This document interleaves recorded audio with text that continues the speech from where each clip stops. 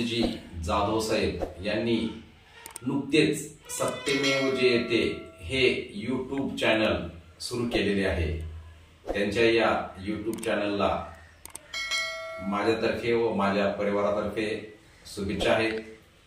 जाधव साहेब हे नेहमीच आरोग्य क्षेत्रामध्ये उल्लेखनीय काम करत आहेत। जे काय गोरगरीब रुग्ण आहेत त्या रुग्णांना महात्मा फुले जीवनदायी योजना असतील या इतर योजनेतून लाभ देण्याचा सातत्याने प्रयत्न करीत आहेत।